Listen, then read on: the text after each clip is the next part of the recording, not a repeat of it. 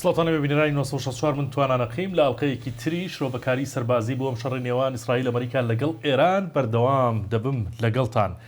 دیارە وەکو ڕۆژانە کە باسی لێ دەکەین دوێنێ وتمان مانگێکی تێپەڕانوە، ئێستا پێ دەنێتە مانگی دووەمەوە ئەم شەڕە و تاوەکو بێت پێشهاتی نوێ دێتە ئاراوە. ئەوەی کە هەیە لەسەر بەردەوامی شەڕەکە لێدوانە جیاوازەکانن. بەنمونە ئەمڕۆ ئەمریکا ئەوەی دووپات کردەوە کە هێشتا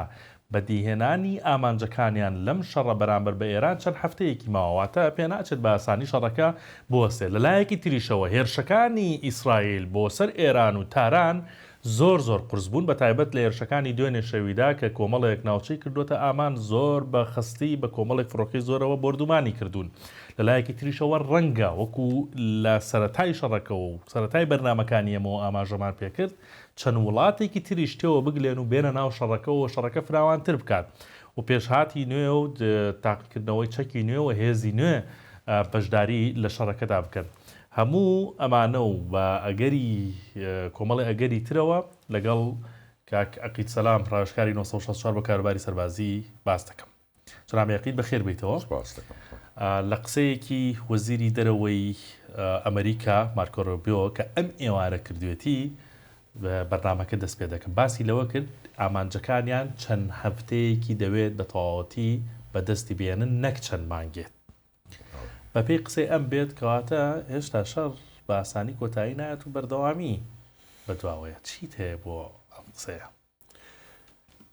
من بە جەنابتم وتلەوە پێشی شەڕ پێویستی بە تەنزیمە، پێویستی بە تەختیتە، پێویستی بە هێزە بێتە ئەو ناوچەیە. ئێمە دوێنێ مەسەڵەن بۆ نمونە تریپۆلی کە وتم 2000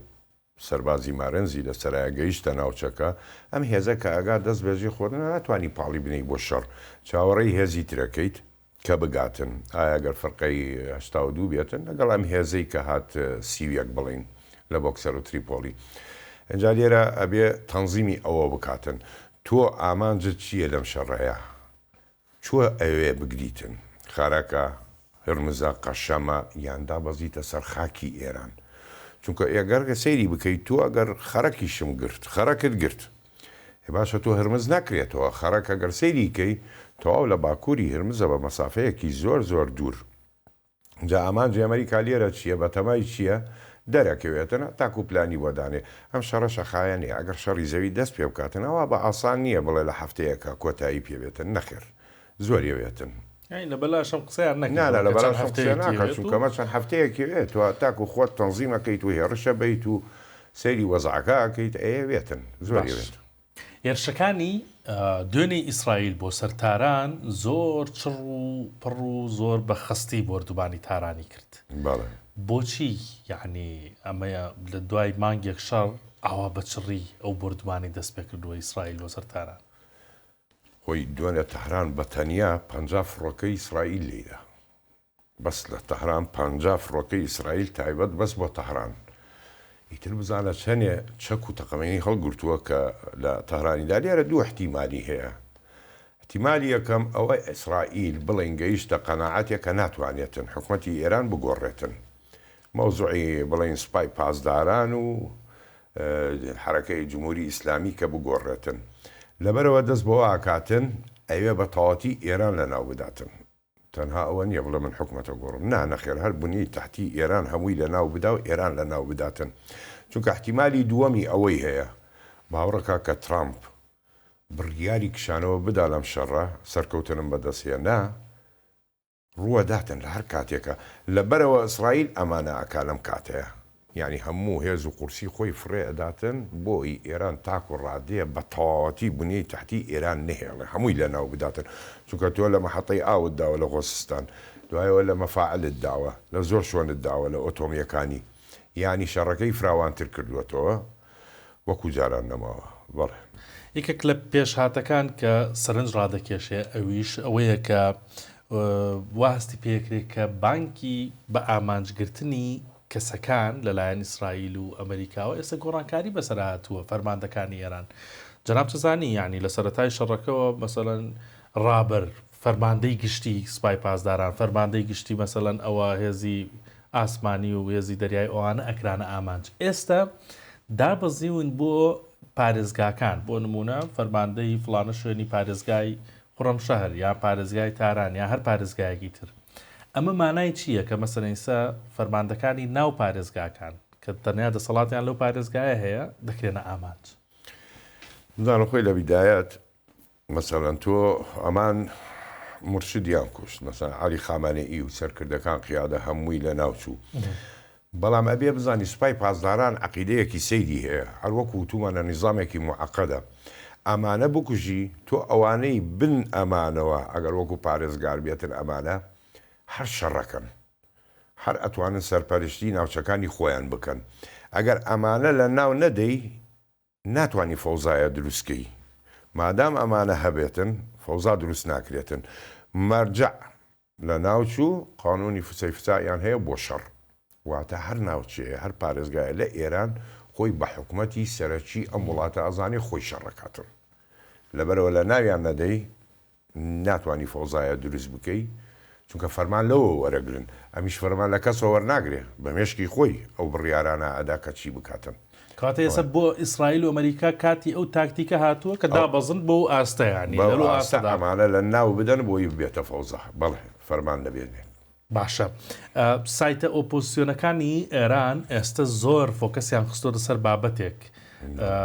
بە نمونە ئێساوە پزیشکیانە سەرۆک کۆمار و ئەمە سوپای پاسدارانە ناکۆکی نێوانم دوانە سەرۆک کۆمار پزیشکیان لەگەڵ سوپای پاسدارانە دەڵێت ناکۆکی لە نێوانیان هەیە لە شێوازی بەڕێوەبردننی شەڕەکە و حتا پزیشکیانیش ینی هەر لە زاری ئەوانەوە قسەی وای کردو و توێتی تەکلوفەیەکی زۆر لەسەر بانکەوتووە و ئابووریمان تەواوەتی بەڕوو داڕوخانە چێ کامیان بەهێزن کامیان دەسەڵاتیان لایە ینی حەزەکە باسی سەرۆک کۆماریش بۆ بکەیت چی پێکرێت لە دەسەڵاتی ئێرانیە ئەم کێشەیە لە زمانی پزیشکیان نییە هەر لەوە پێشیش کۆنە سوپای پاسداران بە قسەی جمهوری ئیسلامی ناکە کۆماری بڵین کۆماری ئێران ئەمان ئیسلامین عەقیدەیان جیاوازە بە هیچ جۆرە بە قسەیان ناکەین هەر ئێستا حادسەیە هەیە مەسەڵەن بگەڕێنەوە بۆ کۆن کاتێک قاسم سولەیمانی پێشەوەی لێ بدرێتن بکوژرێتن لە عێراقا تۆ بڕوام کە یەک کارمەند یەک وەزیرێکی بڵین هی ئێران سەر بە جمهوریەت بێتن کۆماری ئێران بتوانێت بێتە عێراقەوە حتا ئیطلاعات بە فەرمانی قاسم سولەیمانی قەدەغە بوو بێتە ناو عێراق و بڕاتن بۆ لوبنان و ئەو ناوچانە تەنها سوپای پاسداران ئەوان حکمیانە کرد کێشەیەکی دوورودێژەیە لە بینیانە ئەمە هی تازە نییە ینی بڵێ لە ئێستەوە ساڵانێ ئەم کێشەیە هەیە دوایەوە پزیشکیان ئێستا پرسیارەکەشەوەیە باش ئەمریکا ئیسرائیل بووە پزیشکیان و عێراقچێ ناکوژن بۆ چوون عەلی لاریجانی و ئەوانەیان هەمووی کوشت ئەمانە مەجای دیبلۆماسیەتی تایە لەبەرەوە ڕاستەکە ئابووری ئێران تەواو کۆتایی پێات ئێران و ئێرانە بە یەکجاری ئەمی شێوێ وڵاتەکە نەجات داتن مەیلێکی غەربیشی هەیە بۆ مفاوەزات و ڕێککەوتن ئەم شەڕە ڕابگرێتن بەڵام سوپای پاسداران بە عەقیدەی خۆی ڕازی نابێتن و کێشە لە بینیانە بێتن لەبیرت نەچێتنیش بەنسبەتی پزیشکیانەوە ینی حکومەتەکەی ئێران نەوەک ئیسلامیەکان دەسەڵاتی هیچیان نییە نەچەکیان هەیە نەپارێشیان هەیە هەمووی لای سوپای پاسدارانە لەبەرەوە ئەوان بڕیارەدەن ئەم ناتوانێت هیچ شتێ بکاتن کێشەشی هەبێ لەگەڵیانە هیچی پێ ناکرێتن پاکستان چەند ڕۆژێکە جموجوڵی ینی زۆر دەست پێکردووە زۆر بە پەرۆشە بۆەوەی کە ئەم شەڕە بوەستێت مەیلی هەیە بۆی کە شەڕەکە بوەستێت باشە پاکستان بۆ ئەماکە ینی بۆ ئێوێ ئەم شەڕە بوەستێ پاکستان سنووری لەگەڵ ئێرانایە زیاتر لە 1000 کیلۆمەتر سنووریە 1100 تقریبا 80 کیلۆمەترە بێتن لەوانەیە تۆ ئێستا ئەگەر سەیری هەر وڵاتی بکەین لەگەڵ وڵاتی سنووری هەبێتن با دوور نەڕۆین بۆی بینێران بزانن کێشەکان چۆن ڕوەدا کاتێک کە ڕۆژ ئاوا براکانمان لێنانە تووشی ئەو کێشەیە بوون ئەو شەڕە لێنانە و لێدران ئێمەش لەگەڵیان ئاشڵەژین ئێمەش کەونە ئامادە ئێمەش ئامادە بووین واتە ئێمەش ئەگرێتەوە بەلایەن پاکستانەوە سنووری لەگەڵ ئێمە یەک خاکین لەگەڵ ڕۆژاوە ئێمە یەک ئەمانە دەوڵەتن ئەمانە بەڵام نزیکەکەیە بەڵێ لێرە پاکستان بۆ نمونە وەزیری دەرەوەی مەسر تورکیا سعودیە پاکستان ئەم چوارە ئەمانە هاوپەیمانن اتفاقی دیفاعی مشتەرەکیان هەیە لە نێوانیانە ئەمزایان کردووە کە دیێنە پاکستان ئەبێ شەڕەکە ڕابگرێتن تۆ لە بیرت نەچێت لە نێوان پاکستان لە باشووری ڕۆژهەڵاتی ئێران بڵین لە شاری زاهیدان بەولاوە تۆ بلوشت هەیە بلوشستانت هەیە بلوشستان پێک هاتووە لە دوو حرەکەت یەک پێیانەوت ئەلعەدل ئەوەی تریشان سوپای ئازادی جەیش التەحریر ئەم دوانە دەمێکە داواکاری ئەوە ئەکەن کە سربەخۆ بن وڵاتێکی سربەخۆ باش ئەمە پارچەیەکی لەناو پاکستان و پارچەیەکیشی لەناو ئێرانایە ئەمە کە ڕوو بداتن ئێران زەعیفێ بڕوخێ ئەمە هەڵاسێ بە قووەتە بێتن زەرەری بۆ پاکستانە بێ بۆ ئەمنی ئاسایشی پاکستان زەرەریە بێتن لەبەر ئەوە هەوڵەدا بە هەموو جۆرێ شەڕەکە ڕابگرێ بگاتە ئەتیفاقێک ئامانجێک بۆ ئەوەی ئەم شەڕە بوەسێتن ئەگەر شەڕەکە نەوەستا سعودیە چوە ناو شەڕەوە ئەبێ پاکستان بچێتە ناو شەڕەوە دژی ئێران چکە هاوپەیمانن هاوپەیمانە بێ یارمەتی بدا بچێتە ناویەوە اینجا لێرە چی پەیدا بێتن پاکستان لە چێترسێ یەک ئیکۆنۆمی پاکستان ینی اقتصادی سفرە ڕووخاوە کۆچ دەستپێکاتن ئەگەر ئێران بڕوخێ کۆچ بەرەو پاکستان ئەم هەموو خەڵکە ناتوانێت وەربگرێتن جگەلەوە ئەم ناوچەیە بەناوبانگە بە چەک ینی چەک بەرن و بیهێنن جگەلەوە خەتەرێ مەترسیەکەی لەکوێ تۆ لە حەشیش لە هیرۆین و کۆکاین مخدرات لەم ناوەڕاستە دەست پێکاتن کۆنتڕۆڵکردنی زەحمەتە بێتن لەبەرەوە پاکستان لەو بۆشاییە ئاسایشەیە ترسێکە بۆشاییەکی ئەمنی ڕوو بدا لەم ناوچەیە ئەو وەختە خۆی تووشە بێ ئەگەر نەکەوێتە شەڕیشە هەر تووشی بلوشەکانە بێتن لەبەرەوە پاکستان بۆ جۆرە هەوڵەداتن ئەم چوار وڵاتە ینی بگەن لە نەتیجێ بەڵکو شەڕەکە ڕابگرن هەر لەسەر و چوار وڵاتە یان یەکێک لەوەی کە مەیلی هەیە بۆ وەستانی شەڕەکان پاکستان ئەوە بوو کە وەزیری خارجیە وڵاتانی کۆکردەوە تورکیا و میسر و بەڵام ئەمان هیچیان پێکرا لەو کۆبوونەوەیە دوێنێ کۆبوونەوەکەیان تەواو بوو ئەگەر سەیری دەموشاویان بکەی شتێک هەیە خوێندنەوە پێڵێ لوغەتی جەسەد چۆن دەموشا و حرەکەی بەشەرەکەی زمانی جەستە سەریان کەنەمووی بەسەر شۆڕی دەرچوو نەگەیشتوونەتە هیچ نەتیجەیەک نەخێر زۆر باشە لە بەرنامەی دوێنێماندا بە تێروتەسەلی باسی عێراقمان کرد و وەزعی عێراق و تێکەڵبوونی بەم شەڕە و گروپە چەکدارەکانی بەڵام ئێستا پرسیارێکی ترم هەیە ئەمە بنکەیتە نەفە لە سووریا گروپە چەکدارەکانی عێراق ینی ئێرشیان کردبووە سەر بنکەیتە نەف لە سووریا پرسیارەکەی بە لێرە ئەوەیە گرنگی ئەم بنکەیە چییە بنکەیتە نەف زۆر بەرچاوە زۆر باسەکرێ بنکەی تەنەف جارێ خۆی تەنەف ناوەکە لە ناو هینەوە هاتووە بڵین سێگۆشەی عێراق سووریا ئوردن تۆ لەوێ مەعبەرێکت هەیە هاتوو چووە ئەوە ناوی تەنەفە تەنەفیش لە زمانی عارەبی بە معنای هیندێتن ئەو شوێنەی کە ئاوی لێ نەبێت بە شەری لێ نەژێت زۆر سەخت بێ و ئاژەڵیشی لێ نەبێتن و هەتاکو داریشی لێ نیە شوێنەکە شەروایە شوێنەکە شەروایە زۆر سەختە ئەو شوێنە تۆسەی مەکە لە بەعزەوێنەیە مەسەڵەن دار و ئەوانە هەیە ئەمریکا خۆی کردوێتی ئەم قاعدەی تەنەف لە ساڵی 1991 دامەزرا دایاننا لە کاتی بڵین شەڕی عێراق کوێت بیدایەتی ئەو کاتە بەڵام بەجێهە بەرەوەی زروفی ژیانتیای زۆر سەخت بوو بەجێمایەوە دوایەوە گەڕایەوە ئەمریکا تایبەتی لە 2016 لە کاتی شەڕی داعشە جێنشین بوو لێنانە و ئەتیفاقیەکی ئەمنی کرد لەگەڵ ڕووسە کە ئەم لێرە ئەبێتن ینی بۆی کێشە نەبێت لە نێوان هێزی ئاسمانی رووسیا کە یارمەتی بە شاریەدا و هێزی ئاسمانی ئەمریکا کە لە داعشیەدا لەو کاتە بۆ نمونە لە بڵین کاتی کشانەوەی ئەمریکا ئیتر لە 2026 ئەم قاعدەی تەسلیمی هین کرد سوپای سووریای ئێستاکە جۆلانی ئەحمەد شەرع طبعا قاعدەیە کە توانی تۆ بەکاری بێنی تایبەتی ئەمە 24 کیلۆمەتر دوورە لە سنوورەوە ینی زۆر نێزیکەوە نییە بڵێ دوور بێتن قاعدەی تەنە 24 کیلۆمەتر لە سنووری عێراق ئوردن سووریا ئاکەوێتە خواروی شاری حەمسەوە بڵین ڕۆژهەڵاتی ئالوێنانەیە طبعا ئەم قاعدەیە بۆ مستەقبل ئەگەر دژی عێراق شەڕ ببێتن زۆر بۆ سووریا گرنگە کە بەکاری بێنێتن دژی عێراق ئەگەر شەڕ ببێت لە نێوانی عێراق و سووریا هەرچەندێ لە ئاڵایەت شتێکی وە دەرەکەوێ ینی هەڕەشەکردن هەیە لە نێوانیان بەڵێ هەرباسی سووریامان کرد قسەیەک هەیە ئێستا دەڵێت ئیسرائیل بنیامین ناتانیاهو زۆر زەخت لە ئەحمەد شەرعەکات کە بەرەو ناوچەی بیقاع و ئەو دەوروبەرە بجوڵێن لوبنان. ئەمە چییە گوزەرێ تێکەڵە بن بە وەزعەکە؟ ئەحمەد شەرع یعنی مرۆڤ کە ئامادە ئەبێتن ئەگەر پلانەکەی بۆ دابنێن بە تەواوەتی بەڵێ لەبیرت نەچێتن ینی لە نێوان حیزب الله و ئەحمەد شەرع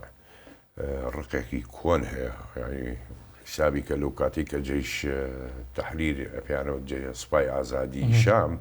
لەگەڵ تەنزیم قاعیدە لەوێ بوو لەگەڵ جەبهەت النوسرە ئەمانە هەموویان لێنانە بوون. حیزب الله لەگەڵ ئێرانە زەرەرێکی زۆر زۆریان گەیاند بە سووریەکان لەوێنانە. ئەم ڕقەماوە لە دڵیانە هەر کاتێ بۆی ڕێک بکەوێت بەڵێ بەشداری شەڕەکە بێتن و لە حیزب الله ئەدا. منە مەوزوع ڕەنگ بێ پێشماوەیەکی زۆریش باسیم کردووە. پێشماوەی باس کردوتت تێکەڵی شەڕەکە بێ بە تایبەت لە لوبنان بە قسەی ئیسرائیل دەکات. ئێستەی سووری لەسەرەوە بە قسەی دەکات و بە قسەیەکاتن بەڵێ هەتاکو هەموو پلانێکی بۆ دانیان ڕێکەکەون بەڵێ بەشدارە بێتن و لە حیزب الله ئەدا. هەرو کۆنە ڕقەی بەرامبەر حیزب الله لە دڵاماوە. تۆ ئێستا مەسەلەن ئەمانە مێشکیانن چۆن ئیشەکە ئاقایدی ئەڵە تۆ لە منتدا من واز لە تۆ ناهێنم لێتە دەمەوە ئەمانە لە بینیان ڕێکەوتن نابێتن بڵێ بتوانن ڕێک بکەون ڕێک نەکەون. بەس ئێستا مەسەلەن لە لوبنانیش حیزب الله هێزەکەی جارانی نەماوە نابینرێتە بخۆ کاری چییە عنی هەرو لێدانانە بوو یاشتی تری لە پشتەوەیە. یەک بڵین دەسەڵاتی حکوومەتی لوبنان کە زیادی کرد بۆ نمونە ئەمریکا دوو تۆ حیسابک ئەو کاتی کە بێژەر تەقایەوە حیزب الله قیادەی نەما هەمووی تۆ شەڕ بە چییە بیتە ڕێوە فەرماندەت هەیە قیادەت هەیە ئەمانە کەسیان نەمان هەمووی کوژران. ئەمەی کە ئێستا هاتوو ئەم تازەیە هەمووی گەنجی تازەن خبرەتی شەڕی ئەوانەیان نییە تایبەتی ئەو شەڕانی کە بڵین حیزب الله کردی. حیزب الله پێوترێ شای شەڕی زەمین یعنی ئەوان مەلیکی شەڕی زەمینن. حیزب الله بگەڕێەوە بە 2006 زەرەرێکان بە ئیسرائیل گەیاند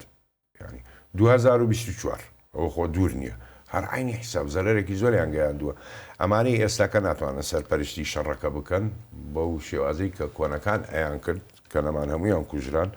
لەبەرەوە زەعیفی پێوە دیارە لاوازی پێوە دیارە و ناتوانێتن شەڕێکی سەخت بکە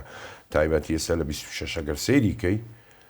زەرەری ئیسرائیل 6 کیلۆمەتر چووەتە ژوورەوە بەڵام زەرەرەکەی زۆر کەمە لە چاو 24 و 2006. جا لێرە پرسیارەکە ئەوەیە ئەمان ئەوەنە لاوازن لە لیتانی ئەوەستێ یان ڕەتە بێ. من بە قسەیەکەیە کاڵێ زۆر زیاتر ڕات و بەمەزانی من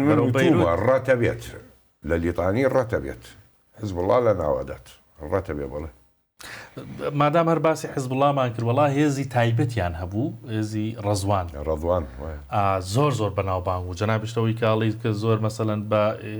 مەلیکی یان شای هێرشی زەمینی ناسراون هێزەکانیان بەس هێزی ڕەزوان حەزەکەم باسێکی ئەومان بۆ بکەیت ئێسامانە بەشکل لە چەکدارەکانی هێزی ڕەزوان. هێزی ڕەزوان ئەمانەش هێزێکی عقایدی زۆر سەیرانی مێشکیان سڕاوەتەوە بە تەواوەتی. ئەمە هێزی تایبەتی حیزب اللهە لە زۆر شەڕبەشداری کردووە زۆر سەرکەوتنیشی بەدەستێناوە ئەوەی ڕاستی بێتن بڵێن قووەڤاری بەیە هێزە تایبەتەکەی کە ئەم ئەتوانێ شەڕ بگۆڕێ لە ناوچەیەکاتن. بەڵام ئێستاکە ئەوەی نەماوە کۆتایی پێهات چونکە ڕەضوانی شەگەر سەیری لێدانی ئیسرائیلکەی قیادەی نەما ڕاوێژکارەکانی نەما جەنەراڵەکانی کە بڵین سەرپەرشتی شەڕەکە کە قاعیدە مەیدانیەکانی نەما. ئەم نەوەی تازە هاتووە ئەم گەنجانە لە شەڕ تێناگەن وەکو ئەوانەی پێشوو کە کردویانە لەبەرەوە ئێستاکە زۆر زەعیفن وەکو جاران نین و دەلیل ئەوەیە کە تۆ هێزی ڕەزوان لە لوبنانە لە باشووری لوبنانە نەیتوانی ڕاست تاکو ئێستا نێزیکەی 9 تانکی مێرکافای چواریان سوتاندووە هەنێ زریپۆشیان سوتاندووە کوشتار هەیە لەلایەن ئیسرائیل بەس ئەو زەرەر لە چاو 2006 و 24 هەر زۆر زۆر کەمە ینی حیساب ناکرێت قیاسی بۆ ناکرێت لەبەرەوە لەو قووەتەیان نەما وەکو جاران تەواو بوونە. باشە ئێستا زۆر زیاتر لە جاران باسی کەسێک دەکرێت یعنی ڕەنگە ڕۆژانەش ببینرێت ژەنەڕاڵ دانکین کە بە ئەندازیاری شەڕەکەی ئێران داهانرێت. ئەمە فەرماندەی سێنتکۆم ئەمە کێم ژەنەڕاڵ دانکینە؟ باگراوندی چییە؟ جەنەرال دانکن تۆ هەر شەڕێک مەسەڵەن کە ئەمریکایکا لە ناوچەیەکە تۆ قیادەتەوێ جەنەراڵێک دەوێ کە بیباتە ڕێوە ئەمە لوتانت جەنەراڵە دانکن بڵین لە 91 مەسەڵەن نۆرمان شوارسکۆڤ بوو دوای ئەوە دۆنالد رامسفیلد مەسەڵەن لە شەڕی 2023 ئێستا کە ئەمە سەرپەرشتی عملیاتەکە دانکین ئەمە موالیدی 1968 ئێستا کە حالیەن لەم کاتەیە هەیئەی ئەرکانی مشتەرەکی ئەمریکایە ینی ترامپ دایمەزران لە 25 هێنایی ئەمی دامەزران پیاوێکی زۆری هێمن و زۆر لەسەر خۆیە هەتاکو بڵی هێمن و لەسەر خۆیەوەکووانەی کە نیە زۆر هێمن و زۆر لەسەر خۆیە ئەمەش هەموو کۆنتاکت مباشر ینی بڵین دایرەکت لەگەڵ ترامپایە هەموو قسەیەک بە جوۆی ترامپڵێ و ترامپیش بە قسەیە کاتن ئەم زەلامە خۆی ماجستێری خوێندووە لە ساڵی 1990 ببوورە اقتصادی خوێندووە لە ساڵی 1991 لە ئیکۆنۆمی لە اقتصاد وەریگرتووە دوای ئەوە ماستەری خوێندەوە ماوەیەکی زۆر جێگری بڵین فەرماندەی سربی فڕۆکەی جەنگی 1930 ئەمریکا بوو و لە کاتی شەڕی داعشیشا ینی لە سووریا و ئەوانە جێگری فەرماندە بوو خبرەیەکی مەیدانی هەیە بەڵام ئێران شتێکی جیاوازەوەی ڕاستی بێتن ینی زۆر نێزیکە لە ترامپەوە ئەم زەلامە ئێستا ئەو خۆی بڵین هەیە ڕئیسی ئەرکانی مشتەرەکی سوپای ئەمریکا لە ناوچەکە ئەو ئەم هێزانە باتە ڕێوە گەر هێڵیشی زەمینیشە بکرێتن لە بەندەسەڵاتی دانکینە لوتانە جەنەرال دانکین لە بەندەسی ئەمە بێتن ئەم زەلامە زۆر باشە باسی لاڵقەکانی ڕابردوو باسی تریپۆلی و ئەو هێزانەی مارێنزمان کرد کە هاتوونەتە ناوچەکە و نیازی شتێکیانەیە ئێستا باسی شانازی زەریای هندی کە هێزی سیویەکە مارێنز یەکەی سیوەکی مارێنز ئەم یەکەیە چییە؟ ئەوانش هاتوونەتە ناوچەکە و بەتەوای چی؟ خۆی یەکەی سیویەک هێزێکی مارنزی ئەمریکایە هێزێکی تایبەتە مەشقێکی تایبەتیان بینیوە هەرامانە خۆشیان لەسەر تریپۆلی و بۆکسەر هەرەمانە کەسیکە نین ئەمانە بۆ لەو ناوچەیە چونکە ئەمە مەقڕی قیادەی عملیاتیان سەرێکی لە جەزیرەی دورگەی ئۆکیناوای یابانە ئەلێوێنانە لەو ناوچانە ئەم هێزە تەبعاً حرەکەتی سەریعە دایناوە بۆ هێنانە بۆ ناوچەی ئەگەر هاتوو چین مەسەلەن هێرشێکی بردووە تایوان ئەم هێزاتوانێت بە زووترین کات بجوولێتەوە عملیاتی زۆر سیرەکە ئیشی ئەوەیە کە بڵین میناکان بگرێتن ئەو شۆنانەی کە سەفینە کەشی نەوتیان جەنگی بێ لێ ڕابۆسێ یان فڕۆکەخانەی گەورە بێتن جگەلەوە بڵین خەڵک دەربکاتن کارمەندی خۆی نەفەری خۆی سەربازی خۆی ئەگەر ژیری خواردوێ دەری بکاتن بەڵام ئەم هێزە بۆ ئاگاداری سەر بەخۆی کە شەڕەکە ئیشەکە 15 ڕۆژە تەنها ئەوەنەیە لە 15 ڕۆژ مەسەلەن ئەبێ هێزی پێبگا ئەو شۆنی کە بیگرێ بڕاتن هێزێتر جێنشین بێ لەوێ ئەم بکشێتەوە ئەم شەڕی 15 ڕۆژە لەبەرەوە هێناوێتی ئەم ناوە ئەگەر بیەوێتن لەسەر خاکی ئێران دابەزێتن فڕقەی سیویەک نێزیکەی بڵین 2200 لەسەر ئەترۆپۆلی جگە لە بۆکسەر ئەجا فڕقەی 82 دێت دەرەکەوێتن ڕۆژانی داهاتوو بزانین ئەمریکا بەتەمای کوێیە خەرەکە یان بیەوێ لەسەر خاکی هین دابەزێتن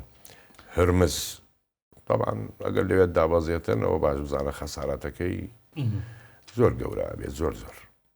زۆر باشە چەندین جار بەوردی باسی ڕزکەکانی هێرشی زەمینی ئەمریکامان کردووە من و تۆ لە بەرنامەدا بەڵام ئێستا حەزەکە بۆی بینەرانمان یعنی زیاتر ڕوونی بکەینەوە بۆیان کە ئەو هێرشە زەمینیانەی کە ئەمریکا کردوێتی بینەران تێبگەن لەوەی کە ئەزمموی ئەمریکا لە هێرشی زەمینی چەند جارێک هێرشی زەمینی کردووە زۆریش بەناوبانگ بووە چۆنە و چییە و تا چەند سەرکەوتوو بووە تا چەند شکستی هێناوە حەزەکەم لە یعنی ئەو هێرشانێک کە کردوێتی نۆرماندی ڤێتنام شەڕی کەندا و حتا عێراق ئەفغانستان لە نۆرمادیەوە دەست پێ بکەین هەر چەند پێشتر باسمان کردووە کوتم بەڵام حەزەکەم بە بیری بینەرانی بێنیتەوە نۆرماندی ئەو شەڕە پێوترێ بڵین ئەمەلیەی ئۆڤەرلۆرد کە ئەمریکا سەرپەرشتی کرد لەگەڵ بەریتانیا و فەڕەنسا و کەنەدا و ئیتر هێزی تری تیابوو لە ئوسترالیاوانە و هێزانە عملیاتێکی دابەزینی زۆر سەیری کرد لە سەر فەڕەنسا لە نۆرماندی وەکو مەسەلەن بڵین کە ئەوان باسیەکەن ئەڵێن لە دەوری 9,000 کوشتار و برینداریان هەبوو، بەڵام نەخێوان نەبوو، لە 45,000شیان هەبوو. چونکە تۆ ئەڵمان لە کاتی بەرگری کە بەرگری لە ئەو شۆناناکە لە نۆرماندی ئەوان زیاتر لە 6,000 کوشتاریان هەبوو لەو ناوچەیە لەگەڵ بریندارە. نۆرماندی ئەوە بوو دەرگا کرایەوە بڵین ئەوروپا ئازاد بکرێتن دەست پێ بکەن لە ڕۆژ ئاوایی ئۆروپاوە کە داوازی ئەو شارە تەمان ئەمریکا خۆی بەتەنیان نەبوو، هێزی بەریتانیا ڕۆڵەشی سەرەکیە بوو، چونکە بڵین هێزی تایبەتی بەریتانیا شەوەکەی بە پەرەشوت لە پشت ئەڵمان دابەزی. ئەو ڕێگایانی کە هاتوچۆی ئەڵمانی تیابوو هەمویان گرت گشتی ئەجا جگەلەوە تۆ ئەگەر هیم بکەی شارل دیگۆڵ بخێنیتەوە ئەویش دەورێکی سەرەکی هەبوو، یعنی تەنها ئەمریکا نەبوو نۆرماندی کرد کە ئەستا ترامپ مەسەڵەن ئەڵێ نۆرماندی ئێمە کردوانە نەخێر وڵاتانی هەموو کوشتارەشەوە کە بۆ هەموو کوشتارەوە یەڵا تۆ وەرت گرتووە بۆ هەموو وڵاتانەوە. ئەوە لێ گەورەترینەوە لە ساڵی 1944 بوو ڕوویدا لێنانە لە 6 یەنایرە ئەو هێرشەکرایە سەر فەڕەنسا. ئەزمونێکی تری ئەمریکا شەڕی ڤێتنام بوو کە ئەویش جارێکی تر بە شکست داهێنرێ بەڕاستی بۆ هێزەکانی ئەمریکا. لە ڤێتنام وەکو ئەزمونێکی تری شەڕی زەمینی چی ڕوویدا؟ لە ڤێتنام تەمان سوپای ئەمریکا تێشوو زەرێکی زۆری پێگەیی کە دابازیە ناو ڤێتنام شەڕی ناو ڤێتنام من وەکو باسم وتووە ینی ئەو چەمانی کەتیایەتی ئەدغال و ئەوانە زۆر سەیرە. ئەمریکا هەموو قووەتی خۆی بەکارهێنا لێنانە، هەرچی هێزی هەیە بەکاری هێنا لە ڤێتنامە. ئەنجاش لەگەڵ ئەوە شکستی هێنا ئەو شەڕی دۆڕاند، ینی کۆتایی پێاتە و کاتە بڵین ڤێتنامی باشوور و باکوور بوو، ئەویان باکوور هانۆی بوو پایتەختی و باشووریش سایکۆن بوو. بەڵام هۆچی من دەو سەرپەرشتیەوەیە کرد و باسم کردووە بزانام لە بەرنامەیە حەزم کرد بۆ کوتم بە بیری بینەرانی بێنەوە. بەڵێ بەڵام ئەو شەڕەش دەبیرت نەچێ بە هاوکاری چین و ڕووس، ینی زۆر دەوریان هەبوو تایبەتی لە هێزی ئاسمانی ئەم دووڵاتە و ئەنجاش لەگەڵەوە کۆریا. بەڵام بە دەرەجەی ئەساس ڕووس و یەکێتی سۆڤێت و چین بوو. ئەوە لەوێ دۆڕا شەڕەکە و ئیتر ئیتفاقی کرد و دەرچوو، ینی بەسەر شۆڕی بڵین لێنانە ئەمریکا دەرچوو. بەڵێ با مێژۆکە نزیک بکەینەوە، ئەمە مێژووی کۆنیانە بوو ڤێتنام و نۆرماندی بینە سەر گەردەلوولی بیابان شەڕی کەنداو. بەڵێ لەوێش هەر بە هێرشی زەمینی لەوێ چی کرد هێزەکانی ئەمریکا؟ لەوێ ساڵی 1990 ینی کە عێراق چۆکوێتەوە بڵین تانکەکانی عێراق و کاتەهارە باشترین تانک لە عێراقی 72 بوو، ینی جۆری تۆپەکانی بڵین 1.7 ڕووی، بەڵام ئێبرامز 2.5 بوو تۆپەکانی. دوایەوە سەحرایە هێزی ئاسمانی عێراقتەوە کۆتایی پێهات لە شەڕەکەیە، هێزی بەرگری هەروەها کۆتایی پێهات. ئاسمان هی ئەوان بوو، هەلیکۆپتەری ئەباچی و کۆبرا، ینی بڵین مۆدێلی پێش ئەباچی کۆبرا، ئەمانە زەرێکی زۆر سەیری هەبوو بۆ تانکەکانی عێراق لەو سەحرایە لەو بیابانە. بەڵام لەبیرت نەچێت تاکو فرقەی 16 مەسەلەن فرقەی 4 لە تورکیا بوو، فرقەی 16 بەریتانی لێنانە لەو شەڕەیە ئەوان زەرێکی زۆریان پێگەی، ینیوە نەبوو تایبەتی هێزی حامورابی ینی لە مەتاری کوێت شەڕێکی سەیری کردە و کاتە لەگەڵ هێزی تایبەتی عێراقا توانی. بەڵام شەڕەکە لە بیابان بوو تۆ ئاسمان بەدەستەوە نییە، ینی تۆ کۆتاییت پێ هاتووە لەبەرەوە باڵین سەرکەوتنی بەدەستیەنە. بەڵام هەرخۆشی بەتەنیانە بوو بۆ ئاگاداریت وڵاتانی عرب، سووریا، مەسر، بەریتانیا، بڵین ناتۆ تەنها یەک دوو دەوڵەتی لێ بکە یەشێرەوانە تورکیا بوو مەسەلەن بەشدار ناکات سنووری لەگەڵ عێراقا بوو خۆی تووشە و کێشەیە ناکاتن، بەس وڵاتانی تر بەریتانیاوانە هەمویان بەشدار بوون، فەڕەنسا هەمووی بەشدار بوو. ئەو کاتە بڵی چەکی عێراق تەنها فڕۆکە ڕووسیەکانی هەبوو، ئەوانەش ینی بڵین کۆن بوو. ئەوانەی لەنەوەی 4 بوو 4.5 ئەمان هەیەن بوو، عێراق لەنەوەی 3 بوو، فڕۆکەکانی 3.5 بوو. ڕوبەڕووی ئەم فڕۆکانەی ئەمریکا ناکەوێتەوە، لەگەڵەوەشە 16 فڕۆکەی ئەمریکی و بەریتانیا خستە خوارەوە، ینی 3 تۆرنادۆی بەریتانی کەوت F-15 ئەمریکی. بەڵێ لەبەرەوە ئێوە لێرانە سەرکەوتنی بەدەستێنا لەگەڵ هاوپەیمانەکانی. ئەی لە ئەفغانستان هەرچەندە ئاین لە ئەفغانستان ماوەی 20 ساڵ خەریک بوو، دوایی هەر هاتەوە تالیبان هاتەوە شوێنی خۆی و تاڵبانی هێنایەوەوانە. جوڵەکانی لە ئەفغانستان چی بوو بە نسبەت ئێرشی زەمینیەوە لەو وڵاتە ئەو هەموو ساڵی خایان؟ هۆی کە شەڕ دەستی پێکرد لە ئەفغانستان یەکەم داوازینی بڵین لە 2001 بەهێزی تایبەتی خۆی داوازی شەڕێکی زۆر سەختی کرد وای لێ هات کشایەوە لە ئەوڵی یعنی ئەفغانیەکان شەڕێکی سەیریان کرد مایەوە ئیتر تەبان لە ئەفغانستانیش خۆی بەتەنیا نەبوو یعنی هەتاکو ئوسترالیا کەنەدا تورکیاش لە ئەفغانستان بەشدار بوو ڕاست لە عێراق بەشدار نەبوو بەڵام لە ئەفغانستان بەشدار بوو هێزی تورکیا لەوێنە نەبوو بەشدار بوو لەوێنانە ئەم وڵاتانە هەمووی 20 ساڵ لەوێنانە شەڕی کرد ناوچەی چای تۆڕابۆڕای پێ نەگیرە بە هەموو هێزەکانی دنیا نەیانتوانی ئەو ناوچەیە کۆنتترۆل بکەن کە بیگرن بووە چۆنەڵێن نقطەی ئینطیلاق بۆ جان ئەمریکەکانە لە کۆتاییە تەواو ینی حربی استنزافە من ناتوانم بیگرم و ئەویش هەر لێمەداتن پارتیزانی مەجبور ئەمریکا بەو سەر شۆڕێک شایەوە هەموو چەکوانەشی بەجێهێشت و ئەو خەڵکانی کە ئیش شێکرد لەگەڵیانە مەسەلەن ئەفغانیەکان ئەوانەشیان بەجێهێشت لێنانە بۆ کوشتن و هەتاکو هێزی تایبەتی ئەفغان کە ئەمریکا مەشقی دابوو پێی بەجێیانیان هێشت تاکو تەوکرا شەڕێکی سەختیان کرد بەڕاستی بەڵام لە کۆتایە هەمویان کوژران ینی سێقە لە سەری نییە کە تۆ پشتی پێ بەستیتن باشە ئاخر جار عێراق بوو 2023 هەرچەندە عێراقی بە ینی مدەیەکی زۆر کەم لە شەڕەکە سەرکەوت ئەمریکا و ڕژێمی سەدامی ڕووخان بەڵام ماکەکانی هەتاوەکو ێسش کە 2026 ئەو هەموو ناسەقامگیرەی کە لە عێراقەیە ئەو هەموو شەڕی تایفی و ئەوانە هەر ماوە ینی ئەویش جۆرێک نییە لە سەرکەوتن لە ڕاستیا بۆ ئەمریکا ئەمە چۆن بوو؟ بزانە گرتنی عێراق جیاوازە ئێستا بە نمونەیەکم لەگەڵ ئێرانە تۆ سەیری عێراقکە منتیقەی شاخاوی لەکوێیە کوردستانی خۆمانە بەڵام ئەگەر سەیری ڕۆژئاوایی بکەی هەمووی سەحرایە لە سەحرا تۆ هێزی ئاسمانیت نەبێ بەرگریت نەبێ شەڕت پێ ناکرێتن بەڵام ئێران هەمووی شاخاویە ئەگەر بڵێ بیابان لە ناوەڕاستی هەیە لە چەند ناوچەیەەکە بەڵام دەوروبەری هەمووی شاخە ئەو تانکانەی هاتە ژوورەوە تۆ ناتوانانی ڕێی لێ بگریتن هێزی ئاسمانیت نییە هێزی بەرگریت نییە هێزی بۆ دەرکەی بۆ بیابان هەر بە فڕۆکە وێران تەکە تاوتەکە لە ناو دەتا و ئەوەش بوو بڵێ مەسەلەن لە منتقەی مەحاویل نەبوخەدنەسەر دووەم بەهێزترین حەرەز جمهوری عێراق لەوێ کۆتایی پێهات بەدەست هەلیکۆپتەری ئەباچی ئەمریکیەوە ئەوە عێراق هەتا خۆی ئەمریکا چەند مانگێکی دانابوو بۆ گرتنی عێراق بەس هەڵەی قیادەی عێراقی یەک فەرمان نەبوو ئەوە بوو هەر کەس فەرمانیەدا لە جێی خۆی لەبەرەوە ئەو هێزانە کە حرەکەتی کرد دەری کرد لە ناوبەغا بۆ هۆی ڕووخاندنی عێراق بە ماوەیەکی زۆر کەم هەجگە لەوەش تۆ بڵێن پەیوەندی لە نێوان ڕێی سەرکانی سوپای عێراقی کۆن لەگەڵ قاید فڕقەکانە شەڕمەکەن بکشێنەوە ئەو ناوچانە بەجێهێڵن ئەوە دەورێکی سەرەکی هەبوو کە بڕوخێتن بەڵام ئێنان کشانەوەی نییە ینی وەڵام ڕێک ئەم هەموو بۆ بیرهێنانەوە مێنە ئەم بۆ جەنابەت و هەم بۆ بینەرانیش ئەم هەموو پرسیارە بۆ ئێستا ئەو پرسیارت لێ بکەم کە ئەمریکا ڕوونت کردەوە ئەم هەموو شەڕە زەمینەی کردووە لە وڵاتانە لە بەشێکی شکستیاناوە لە بەشێکی سەرکەوتووە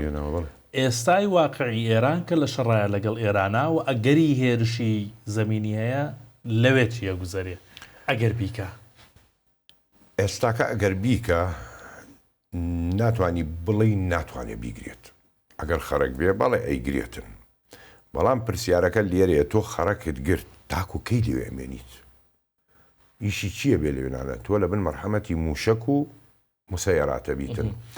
تۆ ئەگەر ئامانجت هرمز بکەیتەوە کاکە خەرک دوورە لە هرمزەوە